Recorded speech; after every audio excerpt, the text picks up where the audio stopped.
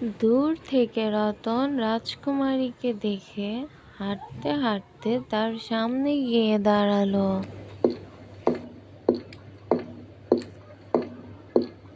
কি হয়েছে আপনার? কাঁদছেন কেন? আর কোথা থেকেই বা এসেছেন আপনি? এখানে বসে বসে এভাবে কান্না করছেন? আমি কি জানতে পারি আপনি কোথা থেকে এসেছেন? আমি সখীপুর রাজ্যের রাজকন্যা। দূর থেকে ঝর্ণা দেখতে দেখতে আমি এখানে এসে পথ হারিয়ে ফেলি। এখন আর পথ খুঁজে পাচ্ছি না, যাব কিভাবে তাও জানি না।